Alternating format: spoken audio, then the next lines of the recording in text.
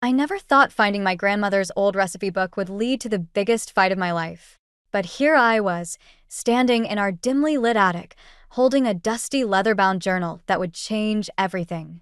My name is Mallory, and until that moment, I'd been playing it safe. Working as a line cook at Pierre's, saving money, and trying to keep the peace in a family that treated harmony like a hostage situation. Mallory, get down here.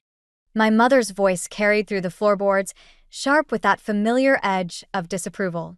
I ignored her, running my fingers over my grandmother's elegant handwriting. The pages were filled with more than just recipes. They were dreams, carefully documented plans for a restaurant she never got to open. What's taking so long? My sister Cassidy's had popped through the attic door, her perfect blonde hair catching the light. Mom's about to have an aneurysm. Dad's investors are already here. Look what I found, I said, holding up the book. Something flickered across Cassidy's face. Interest, maybe jealousy, before settling into her usual practice smile. Grandma's old cookbook? That thing's probably full of moths. She wrinkled her nose. Come on, you know how Dad gets when we're late for his business dinners. I followed her down, clutching the book.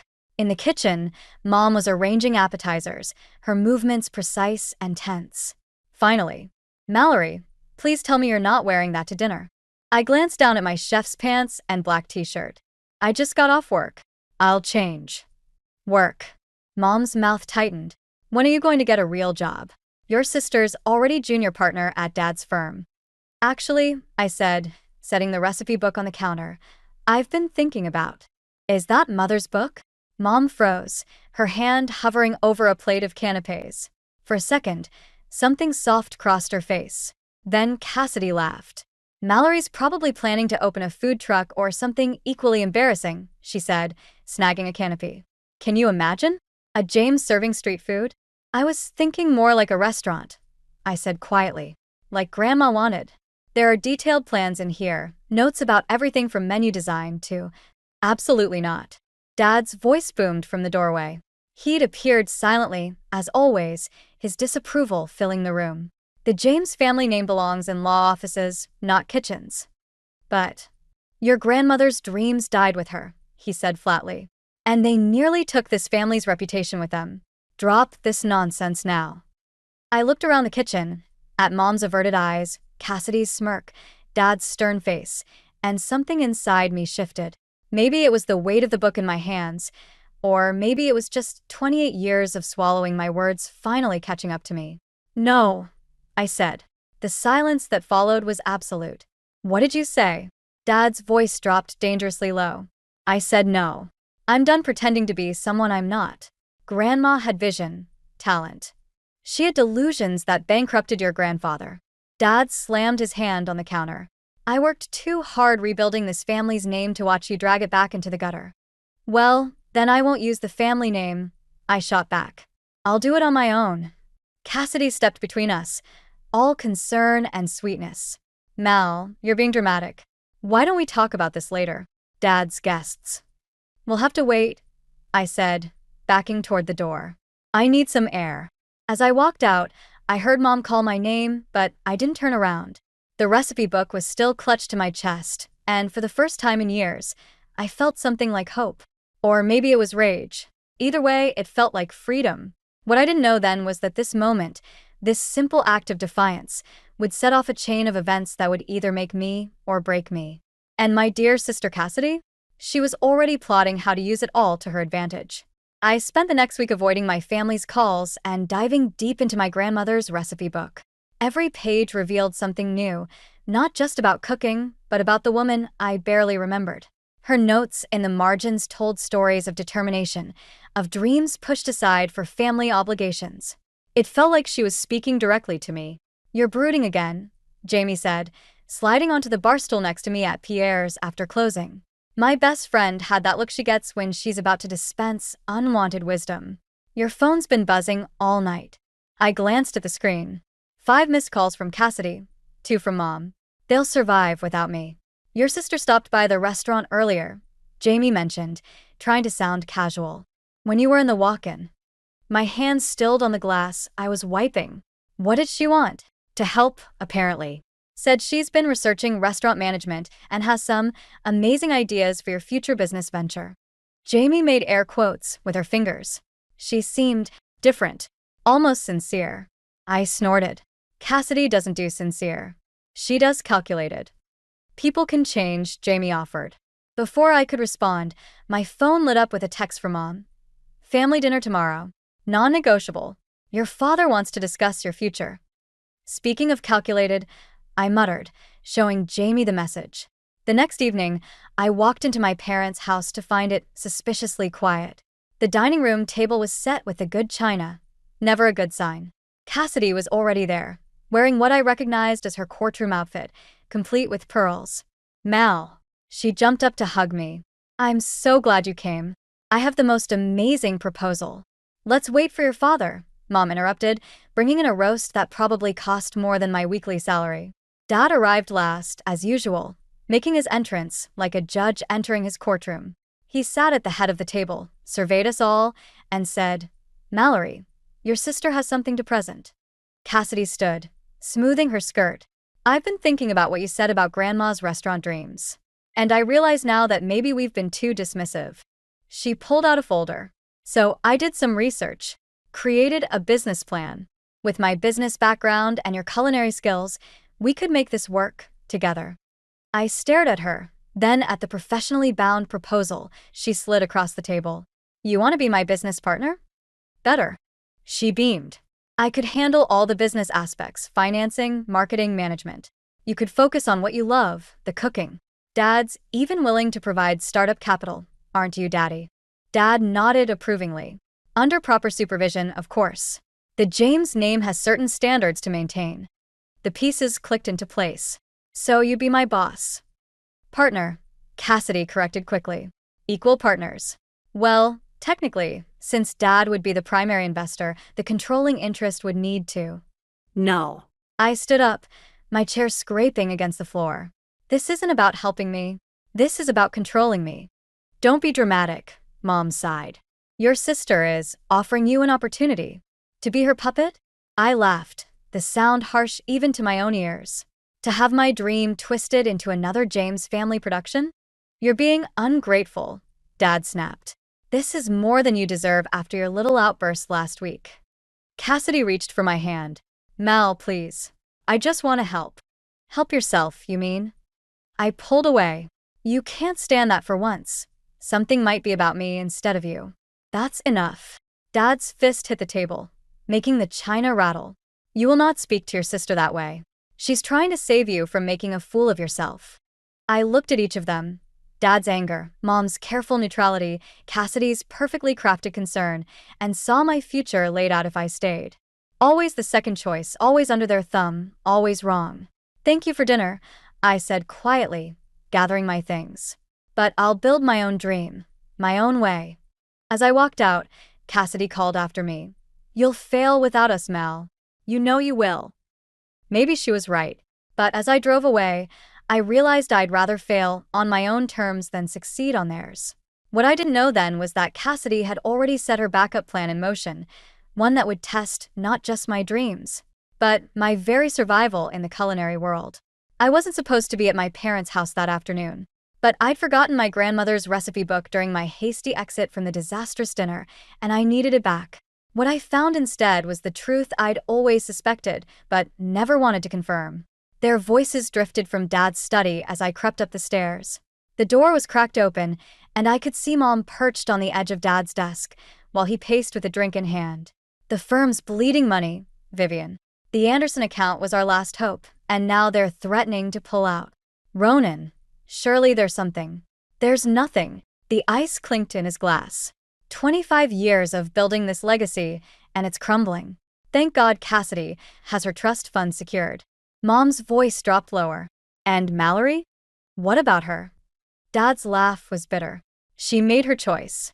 Besides, there's nothing left for her anyway. Everything goes to Cassidy. The house, the remaining investments, all of it. She's the only one who can salvage what's left of the James name. She's still our daughter, Mom said softly. She's a reminder of my biggest mistake, letting Mother fill her head with those ridiculous restaurant dreams. Just like she did to you. The silence that followed was deafening. I pressed my hand against the wall to steady myself. That was different, Mom finally said. I chose this life. Our family. And look how well that turned out. Dad's voice dripped with sarcasm. One daughter, who can barely keep a line-cook job, and another who? Who what? Cassidy's voice made me jump. She'd appeared at the study door, perfectly put together as always. Are you talking about the firm? I should have left then. Should have turned around and walked away. But I stayed, watching through the crack as my sister's face transformed from concern to calculation. Daddy, she said, I've been thinking about what you said about the Anderson account. What if we could prove our stability? Show them we're expanding into new ventures. What are you suggesting? Mallory's restaurant dream. Cassidy's smile was sharp. If we control it, make it a subsidiary of the firm, it could show diversification. Plus, it would keep her under control, stop her from embarrassing the family name. It's not the worst idea, Dad mused. But she'd never agree. She will if she thinks it's her only option. Cassidy's voice turned sweet. I might have already made some calls. Pierre's is struggling. One word from us, and finding another cooking job in the city becomes difficult. The recipe book slipped from my fingers, hitting the floor with a thud. 3 heads snapped toward the door as I pushed it open. Well, Cassidy recovered first, smoothing her skirt. Eavesdropping now, Mal? How? Predictable. You were going to sabotage my career? My voice shook. Your own sister? We were trying to help you. Dad started, but I cut him off. Help me? By destroying everything I've worked for? By making sure I have nothing while Cassidy gets everything. Someone has to preserve this family's legacy, Cassidy said. And let's be honest, it was never going to be you. I looked at Mom, who wouldn't meet my eyes. Did you know? About what happened to Grandma? About her dreams? Mallory, she whispered. Some dreams aren't worth the cost. Something broke inside me then, not just my heart, but the last thread of hope that my family might someday understand me. You're right, I said, picking up the recipe book. Some dreams aren't worth the cost. But this one is. And I'll prove it, without the James name, without your money, without any of you. Don't be dramatic. Cassidy rolled her eyes. Where will you go? What will you do? I straightened my spine, feeling stronger than I had in years. Watch me. As I walked out of that house for the last time, I heard Mom call my name, but it was too late. They'd shown me exactly who they were and, more importantly, who I needed to become. What I didn't know then was that this moment of clarity would cost me everything, but it would also give me the strength to take it all back. With interest. The acceptance letter from Le Cordon Bleu arrived on the same day Pierre's announced they were closing. I sat in my car in the empty parking lot, staring at both pieces of paper until the words blurred together. One door closing, another opening. It should have felt poetic. Instead, it felt like the universe was laughing at me. You can't just leave, Jamie said later that night, helping me clear out my locker. What about your grandmother's restaurant plan? What about it? I shoved my knife roll into my bag. I can't open a restaurant without experience, and thanks to my loving family, no one in this city will hire me. Chef Nolan appeared in the doorway, his usual commanding presence somehow diminished by the empty kitchen behind him. That's not entirely true. I straightened up. Chef, walk with me. He led us through the darkened restaurant, past the tables where I'd learned every aspect of service. You know why we're closing? Economy's tough, I started, but he waved me off. We're closing because I'm retiring. And because your sister's law firm represents our landlord. He gave me a pointed look. Suddenly, our very reasonable lease wasn't so reasonable anymore. My stomach dropped. Cassidy.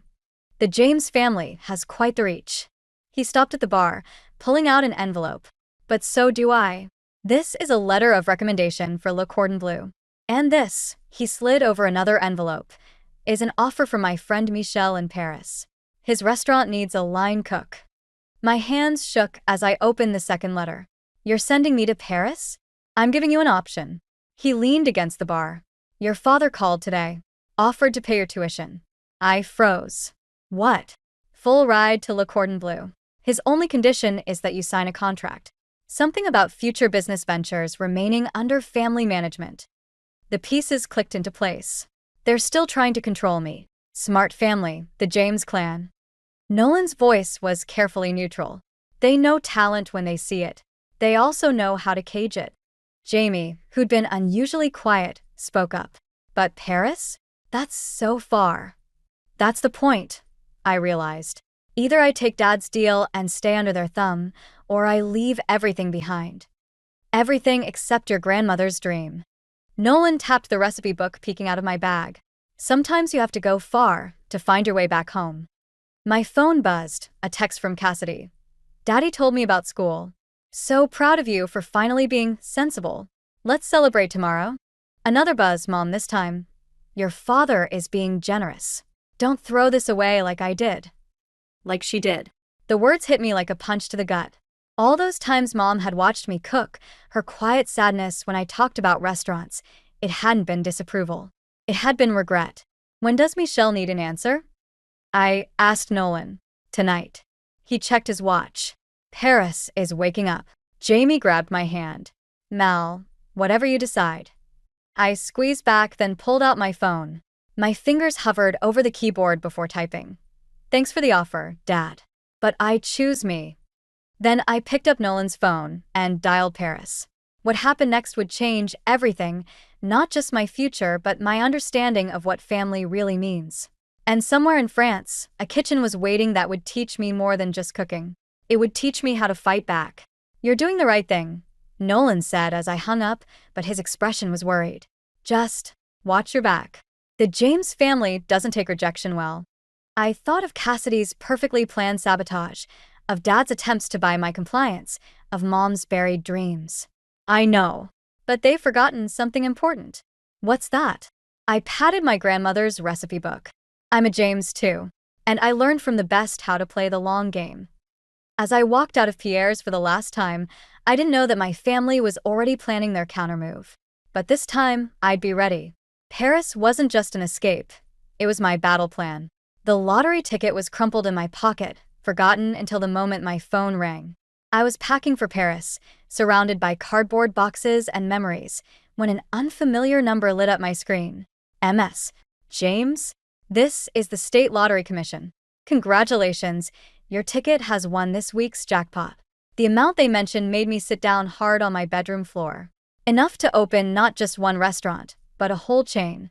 Enough to never need my family's help again. I was still staring at the ticket when Mom burst into my room without knocking.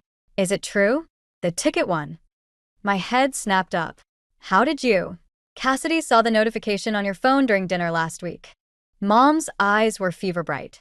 The ticket you bought with the money your father gave you for groceries. What? Dad hasn't given me grocery money since. It's family money, she interrupted, which makes it a family win. I stood slowly, understanding dawning. You knew. You all knew there was a winning ticket, and you've been waiting to claim it. Don't be dramatic. We're simply looking out for the family? I laughed bitterly. Like you looked out for Grandma's dreams? Or your own? Mom flinched. That's different. We need this money, Mallory. The firm is failing. I know. I tucked the ticket deeper into my pocket, but this is my ticket. My win. My chance. Your chance. Dad's voice boomed from the doorway. Cassidy hovered behind him, her expression a perfect mask of concern. Your chance at what? To waste money on some foolish restaurant scheme? To be free of you, I said quietly. The silence that followed was deadly. Let's discuss this rationally. Cassidy stepped forward, all reason and sweetness. The firm's struggles affect all of us. If we pool the money, pool it. I snorted. Like you pooled Grandma's inheritance? Or how you're pooling Mom's dreams with your control? That's enough. Dad moved toward me, hand outstretched. Give me the ticket. Now. I backed away. No. Mallory, Mom pleaded. Think of the family. I grabbed my packed bag. I'm thinking of Grandma, who died watching her dreams get buried. Of you, Mom, giving up your passion because it wasn't proper for a James woman. I'm thinking of every time you chose control over love. You ungrateful. Dad lunged forward, but I was faster. I ducked past him, but Cassidy blocked the doorway. You're being selfish, Mal. After everything we've done for you. Done for me? I laughed. You mean like sabotaging Pierre's? Or trying to trap me with Dad's school offer? Her perfect mask slipped for just a moment, showing the rage beneath. You need us.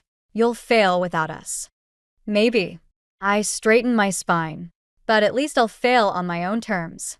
I pushed past her, taking the stairs two at a time. Behind me, I heard Dad shouting about ingratitude, Mom crying about family duty, and Cassidy's heels clicking as she followed. If you walk out that door, Dad called after me, don't ever come back. I paused at the threshold, looking back at them. My family, arranged like a perfect portrait of dysfunction. You know what's funny? I won this ticket the day I found Grandma's recipe book. Maybe she's still looking out for me even now. Mallory, please. Mom tried one last time. We're your family. I touched the recipe book in my bag, feeling its worn leather under my fingers. No. You're just people who share my last name. And after today, maybe not even that. As I walked to my car, I heard Cassidy's voice, sharp with warning. You'll regret this. We'll make sure of it. Maybe she was right. But as I drove away, the lottery ticket safe in my pocket and Grandma's recipes beside me, I felt something I hadn't in years. Hope. What I didn't know then was that my family's revenge would come swifter and harder than I imagined. But for the first time in my life, I was ready to fight back. After all, I'd learned from the best how to serve revenge cold and with perfect timing. 3 years after walking out on my family, I stood in my newly opened restaurant, Grace, named for my grandmother, watching my carefully built world crumble. Again. What do you mean? All our reservations canceled. I stared at the empty booking system while my host, Marcus, shifted uncomfortably. They all called within an hour of each other. Something about food poisoning at last night's soft opening. My stomach dropped. We hadn't even served food last night. It was just a cocktail event for local food critics and investors. But the damage was already done. My phone buzzed with notifications, social media posts, review sites, local news tips. It's trending, Jamie said quietly, showing me her phone. Hashtag Graceless Dining. The posts are brutal. I didn't need to read them. I knew exactly who was behind this. The bell above the door chimed, and there she was, Cassidy, looking perfectly put together in her designer suit. Oh, Mal. Her voice dripped with fake concern. I just heard. How awful. I gripped the host stand until my knuckles went white. Get out. Is that any way to treat family? She glanced around the empty restaurant. Especially when I'm here to help. The firm's been doing amazingly well in crisis management lately. Crisis management? I laughed bitterly. You mean like when you managed to drive Pierre's out of business? Or when you tried to steal my lottery winnings? Ancient history. She waved dismissively. I'm here because Mom's worried about you. We all are. Running a restaurant is clearly overwhelming you. Your concern is noted. Now leave. Fine. She reached into her bag, pulling out a thick envelope. But take this. It's a buyout offer. Very generous, considering the circumstances. Before I could respond, my phone rang. The health department, demanding an immediate inspection. Then another call, my produce supplier, canceling our contract. Another, the local paper wanting comments on the outbreak.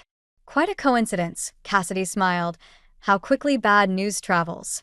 But that's what happens when you try to go it alone. Family protects family, Mal. Or in your case, doesn't. I should have seen it coming. Should have known they wouldn't let me succeed. But I'd been so focused on proving myself, I'd forgotten what the James family did to threats. You can't just destroy people's lives because they don't fall in line, I said, my voice shaking. No. She laid the envelope on the bar. Dad's firm represents half the restaurants in the city. Mom's on every social board that matters. And me? I learned from the best how to make problems disappear. She straightened her jacket. You have until tomorrow to accept the offer. After that, things get worse. After she left, I stood in my empty restaurant. My dream, my grandmother's legacy, and felt the walls closing in. The staff watched me nervously, waiting for direction. Go home, I told them quietly. I'll call you tomorrow. Jamie stayed behind, helping me close up. What are you going to do? I picked up the envelope, heavy with the weight of surrender. Inside was a contract, the terms crystal clear. Sell the restaurant to the James Family Trust, sign a non-compete agreement, return to the fold with a suitable corporate job. You could fight back, Jamie suggested. We could prove. Prove what? That my powerful, respected family is systematically destroying me? That my sister's a sociopath? That everything I've built is burning because I dared to dream bigger than my cage? My phone buzzed again. Nolan, my old mentor. Just heard. Need help. Another buzz, Mom. Please be reasonable, dear. Family knows best. And finally, Dad. You brought this on yourself. I walked through my kitchen, my beautiful, state-of-the-art kitchen that had been my home for barely a week. Every surface gleamed with possibility. Every corner held a piece of my grandmother's dream, reborn. I won't sign, I said finally, ripping the contract in half. They'll destroy you, Jamie whispered. I touched my grandmother's recipe book, displayed proudly near the pass. Maybe. But first, I'm going to show them exactly what happens when you back a chef into a corner. I pulled out my phone, scrolling through my contacts. After all, I learned a few things in Paris about serving revenge.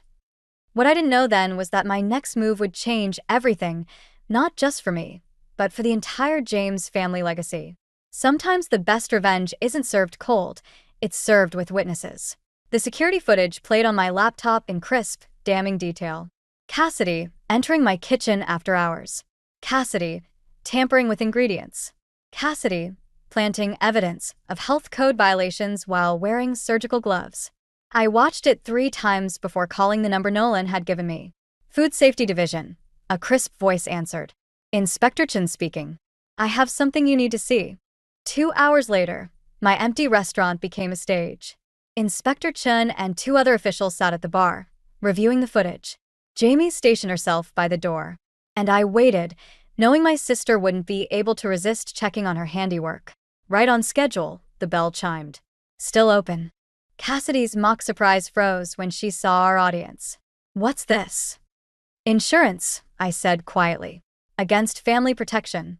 She recovered quickly, professional smile in place. I don't understand. Drop the act. I nodded to Inspector Chen, who turned her laptop around. Cassidy's face drained of color as she watched herself methodically setting me up. That's not. I can explain. To the board. Inspector Chen stood. Your law license is already under review. Food safety fraud is a serious offense. Cassidy's mask cracked. You wouldn't dare. Not to family. Family? I laughed. You destroyed Pierre's. Tried to steal my lottery winnings. Orchestrated a smear campaign. Some family. I did it for us. She stepped forward, desperation breaking through her perfect facade. You were supposed to stay in your place, be grateful for what we gave you. But you had to push, had to make Mom remember her stupid dreams, make Dad question everything. Question what? His choices. The firm is failing because he chose wrong, backed the wrong daughter. I had to prove that you were worth it. The pieces clicked into place. All this because you thought Dad regretted choosing you over me? He was going to change the will. Her voice cracked. After your restaurant started getting attention. Said maybe he'd been too hasty writing you off. I couldn't. I wouldn't let you take everything. Inspector Chen cleared her throat. MS, James, we'll need you to come with us. You can't. Cassidy's eyes darted between us. Daddy will. Dad will what? I stepped closer. Destroy my reputation? Already tried. Ruin my business? Too late. The truth's already out there, Cass. And this time, the James name can't protect you. She lunged suddenly, not at me but at the laptop. Jamie intercepted her, and in the scuffle, something fell from Cassidy's bag, a familiar leather-bound book. My grandmother's recipes. You took it? My voice shook. When? Last week. She straightened, smoothing her hair, dignity reassembling even as handcuffs clicked around her wrists. Thought I'd burn it, like Dad burned the original will. Funny how history repeats. As the inspectors let her out, she turned back. You know what's really pathetic, Mal? You actually believe you won. But look around, you're alone. No family, empty restaurant just like Grandma. Was it worth it? I picked up the recipe book, feeling its worn leather under my fingers. You never understood, did you? Grandma wasn't alone. She had her dreams. And now, so do I. MS. James. Inspector Chen paused at the door. We'll need your statement tomorrow. And there's a reporter outside. Your choice if you want to talk. I thought of Dad's carefully curated reputation, of Mom's social standing, of Cassidy's perfect image. Actually, I said, I have a better idea. I pulled out my phone, scrolling to a number I'd never used, the food critic from the city's biggest paper. The one who'd been trying to get the real story behind Pierre's mysterious closure. Time to serve the truth, I told Jamie, who smiled grimly. Cold. No. I opened the recipe book, finding the note Grandma had written on the last page, the one I'd never shown my family. The secret ingredient isn't revenge, my dear. It's survival. We're going to serve it exactly how Grandma would have wanted, with style, with grace, and with witnesses. The phone rang once, twice. As I waited for the critic to answer, I realized Cassidy was wrong. I wasn't alone. I had something better than family obligation. I had truth, justice, and a recipe for redemption that had been generations in the making. 1 year after Cassidy's arrest, I stood in Grace's kitchen, preparing for our busiest service yet. The article exposing my family schemes had done more than clear my name. It had turned the restaurant into a symbol of resilience against corporate bullying. Every night, we were packed. Chef. Marcus appeared at my elbow. There's someone asking to see you. Says she's family. My hand stilled on the knife I was using. Cassidy's still under house arrest. It's not Cassidy. I found Mom sitting at the bar, looking smaller somehow, less polished than I remembered. The society pages had been brutal after Dad's firm collapsed, and his legal manipulations came to light. Your grandmother would have loved this place, she said quietly, running her finger along the bar's smooth wood. The warmth, the energy. It feels like her. I stayed behind the bar, maintaining that physical barrier. Why are you here? She pulled out an envelope, weathered and creased. I found this while packing up the house. It's from your grandmother, addressed to you. I should have given it to you years ago. My hands shook as I opened it. Inside was a letter and a single recipe card. My dearest Mallory, by the time you read this, I'll be gone. But I hope my recipes found their way to you. They're more than just instructions. They're proof that dreams don't die. They just wait for the right moment to bloom. Your mother had that same fire once. The need to create, to nurture, through food. Your father thought he smothered it, but he just taught her to hide it. Don't let them hide your fire, dear one. And remember, the best revenge isn't served cold or hot. It's served with grace. All my love, Grandma. I used to cook, Mom said softly, before I married your father. Nothing fancy, just simple French cuisine. Your grandmother taught me. Why did you stop? Because it was easier than fighting. Easier than watching your father try to control another dream into submission. She straightened her shoulders. I'm sorry, Mallory, for not fighting harder. For you, for myself, for your grandmother's memory. The dinner service bell rang, calling me back to my kitchen. To my dream, alive and thriving. Would you? I hesitated. Would you like to stay for dinner? She smiled, sad and hopeful at once. I'd like that. Later that night, after the rush, I found her still at the bar, watching the kitchen with hungry eyes. You know, I said, sliding a plate in front of her. We could use help with the lunch service. Something simple. French cuisine, maybe. Her hands trembled as she picked up the fork. Your father isn't here. Neither is Cassidy. It's just us now. She took a bite, and for a moment, I saw the woman she might have been, the one who loved cooking, who taught me to crack eggs one-handed, who hummed in the kitchen before Dad declared it unseemly. I'll think about it, she said, but her eyes were already wandering to the kitchen. As I cleaned up that night, I found Jamie adding something to our wall of memories, a framed copy of Grandma's letter, hung right next to her recipe book. Think she'd be proud? Jamie asked. I looked around my restaurant, at the warm lights, the happy staff, the lingering customers, at Mom, still sitting at the bar, scribbling what looked suspiciously like recipe ideas on a napkin. I think she'd say we served it just right. The next morning, I arrived early to find Mom already there, wearing chef whites that looked both foreign and familiar on her. I thought I'd try lunch service, she said. If the offer still stands. I handed her an apron, the one with Grace embroidered on it. Not just my grandmother's name anymore, but a reminder of how we chose to win. Not through revenge, but through living well, cooking well, loving well. Welcome home, I said and meant it. Sometimes the best endings aren't about winning or losing, but about finding your way back to who you were meant to be. And sometimes, just sometimes, healing comes with a side of perfectly cooked coq au vin and a mother's rediscovered smile.